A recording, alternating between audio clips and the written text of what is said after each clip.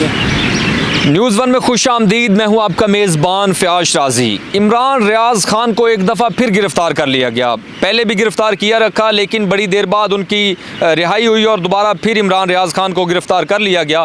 मेरे साथ मौजूद हैं सरदार उमर नज़ीर खान बलोच साहब। इनसे जानते हैं, एक जर्नलिस्ट हैं, इनसे जानते हैं कि आखिर क्या वजह है इमरान रियाज़ खान को दोबारा गिरफ़्तार कर लिया गया और इमरान रियाज़ खान की जानिब से अदालत में ये बयान दिया गया कि मेरी ज़ुबान बंद करने की कोशिश की जा रही है और मैं हक़ की बात हमेशा बुलंद करता रहूँगा। अस्सलाम वालेकुम। वालेकुम अस्सलाम, thank you so much. Imran Riaz Khan को दोबारा गिरफ़्तार कर लिया गया है। बतौर सहाफ़ी आप क्या समझते हैं कि वो इमरान रियाज़ खान जर्नलिस्ट नहीं है, सहाफ़ी नहीं है, या कोई और वजह है उनकी गिरफ़्तारी की? उनके ऊपर जो अभी रिसेंटली गिरफ़्तारी डाली गई है वो एंटी करप्शन की तरफ से डाली गई है और ये तराबी झील है जिसका इन्होंने केस बनाया कि इमरान रियाज़ खान ने और इनके वालिद ने जो है वो करप्शन की है।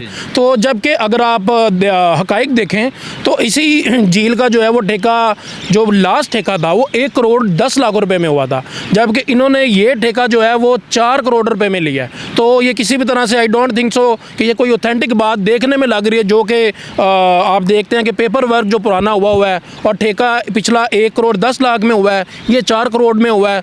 तो इनको जो है वो इमरान रियाज़ खान को मजिस्ट्रेट इमरान आबिद साहब की अदालत में पेश किया गया। वहाँ पे एंटी करप्शन का अमला भी मौजूद था। तो इमरान रियाज़ ने वहाँ पे जो है 1 घंटा दलाइल दिए हैं इस बात पर, खुद दलाइल दिए उन्होंने, और इमरान रियाज़ खान ने खुद दलाइल दिए, जबकि एंटी करप्शन के पास उस बात का कोई भी जवाब नहीं था। तो ये चीज़ें with the passage of time clear हो जाएंगी और आई डोंट थिंक सो कि वो इस केस में गिल्टी है। अच्छा, एक चीज़ और भी सामने आई है कि उन्होंने मजहबी मुनाफरत फैलाई है, इस वजह से भी गिरफ़्तार किया गया। जो असल गिरफ़्तारी की वजह है वो आप बता रहे हैं कि वो कुछ जेल का ठेका है, इस वजह से किया गया? नहीं, अभी जो रिसेंटली उन पे केस बना के फौरी गिरफ़्तार किया गया है तो वो इस झील के ठेके में गिरफ़्तार किया है। जबकि जो आप कह रहे हैं कि मजहबी रंग उन्होंने दिया है और एक ट्रेंड चलाया मुनाफरत, हाँ, वो चीफ जस्टिस के खिलाफ ऐसी बात नहीं है। उसमें FIA का नोटिस आया हुआ था, उसमें FIA का नोटिस था और अभी उस नोटिस में पेश होने का टाइम अभी 24 घंटे उसमें पड़े हुए थे कि मतलब उन्होंने अगले दिन पेश होना था। तो उस केस में हरगिज़ उनको गिरफ़्तार नहीं किया, उसमें उनकी FIA में अभी पेशी थी, उन्होंने पेश होना था, इसका जो है वो जवाब कलम बंद करवाना था अभी, जबकि इनको एंटी करप्शन के जो केस में है वो इन्वॉल्व किया गया। अच्छा, ये बताएं कि आज़ादी राय का हर बंदे को हक़ हासिल है और सहाफ़ी बरादरी बार बार इस बात पे कहती नज़र आती है कि हमें आज़ादी राय हासिल नहीं है। इमरान रियाज़ खान भी अपने व्लॉग करते हैं और अपने जो इज़हार है वो उसका ख्याल करते नज़र आते हैं। क्या वजह है? एक जानब इनके ऊपर तनकीद होती है पाकिस्तान मुस्लिम लीग नून के वर्कर्स की जानब से कि PTI का साथ देते हैं, सहाफ़ी नहीं है बल्कि ये पाकिस्तान तहरीक इंसाफ के कारकुन है, वर्कर हैं। देखें, ऐसी बात बिल्कुल भी नहीं है, ये आज की बात नहीं है, बल्कि आप देख सकते हैं कि हामिद मीर साहब पे फायरिंग हुई, उनको फायर लगे, और सुहेल वड़ाई साहब से मैंने ये सेम क्वेश्चन किया कि ये जर्नलिस्ट कम्युनिटी को क्यों आप उठा लेते हैं, तो इसकी क्या वजह है? आपकी इदारे तो आपकी बड़ी सॉलिड राय होगी इसके बारे में। तो उन्होंने कहा है कि जो पाकिस्तान में बिल्कुल भी आप ये नहीं कह सकते कि आज़ादी है आपको अपनी राय। साहब ने कहा, ये सुहेल वड़ाई साहब ने डायरेक्टली मुझे आंसर किया। तो मैंने कहा हम तो छोटी सी कोई बात करते हैं तो हमें जो है वो फौरी तौर पे केसेस बन जाते हैं, कोई चर्च का केस बन जाएगा, कोई स्मगलिंग का बन जाएगा, कोई इंटरनेशनल टेररिस्ट डिक्लेयर कर देंगे, इस तरह के केसेस जो है वो बन जाते हैं। तो उनका ये जवाब था कि बिल्कुल भी आज़ादी नहीं है, हम भी नाप तोल के बात करते हैं। मगर अभी यह है कि अगर हम कंपैरिजन करेंगे सुहेल वड़ाई जी हामिद मीर का इमरान रियाज़ से, तो वो अभी डिफरेंस है। मतलब अगर ये बहुत सी चीज़ें हैं, अगर वो सुहेल वड़ाई या हामिद मीर अगर बोलते हैं तो उसका ज़रा प्रेशर ज़्यादा है, उनकी इंटरनेशनल फॉलोइंग ज़्यादा है, उनकी फ़ैन फॉलोइंग ज़्यादा है, जबकि इमरान रियाज़ खान का अभी थोड़ा सा डिफरेंस है इन चीज़ों में। क्या डिफरेंस है? वो तो PTI का बड़ा खुल के साथ देते नजर। नहीं, उसमें इमरान रियाज़ साहब बिल्कुल सही हैं, मैं ये हरगिज़ नहीं कह रहा। इमरान रियाज़ साहब जो हैं उन्होंने ये बातें ऑन रिकॉर्ड कहीं कि हमें बहुत सी जो है वो पेपर वर्क, दस्तावेज़ात हमें पेश की गई कि नून लीग जो है करप्ट जमात है और इसमें बहुत सी करप्शन है, इस तरह हमें कन्विंस किया गया। जब हमने उन डॉक्यूमेंट्स की सारी सर्च की, उसके ऊपर टाइम दिया सारा, हम जब सेटिस्फाई हुए तो हमने इस पर व्लॉग्स किए कि ये हक़ाइक़ हैं, ये अवाम की इमानत है। जो जर्नलिस्ट है वो ये हक़ाइक़ सामने लाना अवाम की इमानत होती है। तो जब उन्होंने सारे हक़ाइक़ लेके आए हैं तो कुछ ही अरसे बाद जो है वही जमात नून लीग वो पाक साफ़ हो गई, तो ये उनका मौक़िफ़ है। जब गिरफ्तारी हुई तो इमरान रियाज़ खान की जानिब से कहा जा रहा था कि अभी क्वीन यानी कि मरियम नवाज शरीफ साहिबा के ऊपर तंज़िया वो कह रहे थे कि वज़ीर आला बनी नहीं है, तो उनको सलामी देने के लिए गिरफ़्तार करवाया गया। नहीं, देखिए मैं ये समझता हूँ कि इमरान रियाज़ खान और सुहेल वडाई, जामिद मीर, ये बड़े नाम हैं, बहुत बड़े नाम हैं। इनको गिरफ़्तार करना जो है वो आम बंदे का काम नहीं है। इतनी सीएम की पावर ही नहीं है, मैं नहीं समझता कि वो इनको गिरफ़्तार करें किसी भी केस में, चाहे वो ऑथेंटिक हो या अनऑथेंटिक हो, तो उनकी इतनी पावर ही नहीं होती, क्योंकि जर्नलिस्ट कम्युनिटी फोर्थ पिलर है और जर्नलिस्ट डेफिनेटली चाहे आपस में जो भी मामला हो वो एक दूसरे को सपोर्ट करते हैं।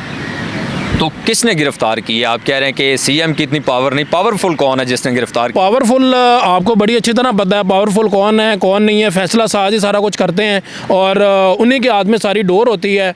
और आपने देखा इमरान रियाज़ खान एक बड़ा मिडिल क्लास से बंदा था, तो उसे घर आना जाना हुआ, हमारी घंटों 4-4 घंटे की मुलाकात थी और वो बड़ा मतलब डाउन टू अर्थ बंदा है वो बिल्कुल, और ट्राउज़र में फेर रहा है और गपशप हो रही है, ख़ुद खाना लगा रहा है, ख़ुद चाय सर्व कर रहा है और बहुत अच्छा इंसान है वो। और मिडिल क्लास से उसने अपनी तरक्की की और जर्नलिस्ट बना, उसको अल्लाह ताला ने इज़्ज़त दी। ये कहना हरगिज़ गलत है कि वो पीटीआई सपोर्टर है। नहीं, तो मैं तो इससे लोग तनकीद करते हैं कि वो पीटीआई की सपोर्ट करके फेम हासिल करना चाहते हैं सिर्फ, और कोई मकसद नहीं। नहीं, ये बात बिल्कुल गलत है, ऐसी बात नहीं है। देखिए सच, मैंने आपको बताया कि सच अवाम की इमानत है, तो वो दूसरे साफी सच नहीं बोलते जो पीटीआई की मुखालफत करते हैं या उनके ऊपर तनकीद करते हैं। नहीं, देखें जो भी आप देख सकते हैं कि पीटीआई पे जो भी उनको सपोर्ट करता है या उनके, देखें हक सच की बात नहीं है, हकाइक की बात है। ठीक है, हकाइक ये है, फॉर एग्जांपल अब ये आईफोन है तो मैं इसको आईफोन ही कहूँगा। अब इसका डायरेक्टली बेनिफिट या ब्रांडिंग आईफोन वालों को फ़ायदा हो रहा है तो उसका मैं तो जिम्मेदार नहीं हूँ। अब मैं इसको ये नहीं कह सकता कि आईफोन है तो इसको मैं सैमसंग नहीं कह सकता। तो जो उनको चीज़ें दी गई उन्होंने उसके मुताबिक वीलॉग्स किए। और कोई भी जर्नलिस्ट अगर किसी भी पार्टी को सपोर्ट करता है तो मैं ये समझता हूँ कि वो अवाम से ज़्यादती कर रहा है, वो अवाम का हक खा रहा है, वो अवाम पे जुल्म कर रहा है। क्योंकि journalist only thing, only material, only media कि वो आप वो कम्युनिकेशन का वाहिद ज़रिया होता है जर्नलिस्ट। तो अगर वही उसमें जो है वो गलत रंग देगा, आई डोंट थिंक सो कि वो जर्नलिस्ट है। और इमरान रियाज़ खान जो है उनको गलत गिरफ़्तार किया गया, पहले भी अब भी इसकी हम मज़म्मत करते हैं और इसकी हमारी तंजीम यंग मीडिया एसोसिएशन वो भी इसकी जो है वो मज़म्मत करती है। इसके लिए प्रॉपरली हमने स्ट्राइक्स भी की और अभी भी हम इमरान रियाज़ के साथ खड़े हैं। आखिरी सवाल है, बहुत सारे लोग, बड़े लोग कहते हैं कि जो साफ़ी बरादरी है वो हक़ाइक़ नहीं दिखाती, सच लिखती नहीं है, बोलती नहीं है, दिखाती नहीं है, लेकिन जब साफ़ी बरादरी की जानिब से सच लिखा, बोला और दिखाया जाता है तो उन्हीं हल्का हबाब की जानिब से तनकीद का सामना करना पड़ता है। क्या कहना चाहेंगे? आपकी बात जो देखें अवाम का अपना एक राय है, मगर उस पर मैं अपनी ये राय ज़रूर दूंगा कि सच बोलना, जिस बंदे ने कुरान पाक को प्रॉपरली स्टडी किया है और आलम दीन के साथ बैठें, समझें, आप पढ़ें उसको, तो सच बोलना एक दुनिया का सबसे बड़ा जो एक मसला है। सच बोलने की वजह से आपको पता, बहुत बड़ा मसला है ये, इसको बोलना आसान काम नहीं है। जब हमारे अंबिया और रसूल सल्लल्लाहु अलैहि वसल्लम और ये जिन लोगों ने तबलीग की और कुफार के सामने खड़े हुए, हमारी सच की जंग है ना सारी, कि हम सच कहते हैं कि हमारा दीन ठीक है, कुरान पाक ठीक है, गरीब की मदद करें और औरतों के हकूक़ देते हैं। हमारे जो है दीन में जो है जितनी बातें हैं वो सच की जंग है ना, तो सच बोलना कभी भी आसान नहीं होता। अनफॉर्चुनेटली कुफार जो है अभी मुसल्लत है हमारे पे, हमारी इतनी पावर नहीं रही, हमारे में जंग की ताकत नहीं रही, हमारे में जहाद की ताकत नहीं रही। तो इस टाइम जो है मैं ये समझता हूँ कि पूरी दुनिया में जो है वो मुसलमान काफ़ी पीछे रह गए और ये सच की जंग है, पीछे रह गए, नो डाउट, नो डाउट। बड़ी एक सख्त बात कर रहे हैं कि मैं डेफिनेटली मैं ये सख्त बात इसलिए गा रहा हूँ कि हम लोगों को मिलते हैं, आप देखें करप्शन के क्या हालात है, एजुकेशन सिस्टम के क्या हालात है। आपको 44% बच्चा स्कूल ही नहीं जा रहा। स्कूल में अच्छी चीज़ें सिखाएंगे ना, पढ़ाएंगे, तो 44% टोटल आपका जो है वो इस टाइम बच्चा जा रहा है जो स्कूलों में दाखिल है। तो बाकी इस दौर में, मीडिया के दौर में, इतनी तेज़ दौर में जो है हम कहाँ पे खड़े हुए हैं? करप्शन देख लें आप, उसके बाद आप ये ड्रग्स की बात कर रहे हैं। जिम्मेदार कौन है? जिम्मेदार कौन? जिम्मेदार हम खुद हैं, जिम्मेदार मैं हूँ, जिम्मेदार आप हैं, जिम्मेदार यही मुआशरा, यही अवाम है। आप देखें कोई भी जिम्मेदार, अवाम खुद जिम्मेदार है।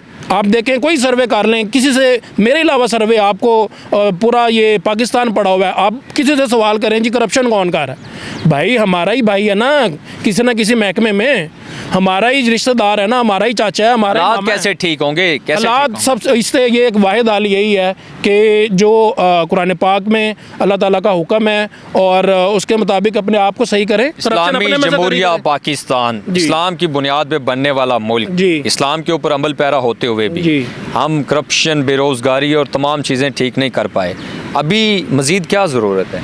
नहीं, ये डेफिनेटली ये तो करनी पड़ेगी। एक बंदा, सिंपल सी बात है, नमाज एक पढ़ना एक बहुत बड़ा सवाब का काम है, अल्लाह ताला की रहमत होती है। एक बंदा अगर नमाज नहीं पढ़ता तो 40 घरों तक उसकी नहुसत जाती है, मगर जो बंदा शराब पी रहा है, जना कर रहा है, जो बंदा बदकारी कर रहा है, जो बंदा करप्शन कर रहा है, तो इसका गुनाह कितना बड़ा होगा। मेरा ख्याल है कि उसके इस गुनाह का अगर 40 घरों पे नहुसत जाती है नमाज ना पढ़ने की, तो इसकी नहुसत आप खुद ही अंदाज़ा लगा लें कि कहाँ कहाँ तक जाती होगी। बहुत शुक्रिया, थैंक यू सो मच।